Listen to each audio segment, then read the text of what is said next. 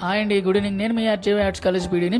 ఈరోజు college day 2 అండి. ఈరోజు కూడా స్టూడెంట్స్ చాలామంది చాలా లేట్గానే వచ్చారండి. అప్పటికే 10:30 అయింది. ప్రిన్సిపల్ గారు చూసి ఇంకా ఇలా కాదని చెప్పి ఆయన ఇంకా గేట్ దగ్గరికి వచ్చి గట్టిగా ఇచ్చారండి. స్టూడెంట్స్ అందరూ వింటున్నారు అనుకున్నాం కానండి ఈ చెవితో విని ఆ చెవితో వదిలేస్తున్నారు. అది అందరికీ తెలిసిందేనండి. కొంచెం తొందరగా రావడానికి ట్రై చేయండి. ఎందుకు మనం అత్తమానికి ఇలా బయట నిలబడడం అన్న ఆలోచన ఎవరికి రావట్లేదు. సో స్టూడెంట్స్ రేపటి నుంచైనా తొందరగా, ఎందుకంటే అటు ఇటు కూడా గేట్స్ బిగించేశారు. సో అటు ఇటు వెళ్ళడానికి అయితే అవకాశం లేదు. ఇంకా రూల్స్ అన్నవి ఇంకా స్ట్రిక్ట్ అయిపోతాయి రోజు రోజుకి. సో స్టూడెంట్స్ ఇవన్నీ కూడా అలవాటు చేసుకుంటే మీకే చాలా యూస్ఫుల్గా ఉంటుంది. అలానే మన బుద్ధ భవన్ ఆపోజిట్లో ఉన్న జామ్ చెట్లు ఉన్నాయండి.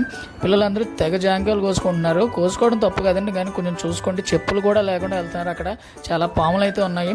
స్టూడెంట్స్ ఏముందండి, ఏదైనా ఒక పాము ఏదైనా ఇది చేసిందంటే మన ఇంట్లో వాళ్ళు వెనకాల వాళ్ళు అందరూ బాధపడతారు. సో ఈసారి జాంకాయలకు వెళ్ళినప్పుడు కొంచెం చెప్పులు వేసుకొని వెళ్ళంటారు బాబు, అంతే. పొడపాములు పచ్చపాములు చాలా ఉన్నాయి. సో చూసుకోండి.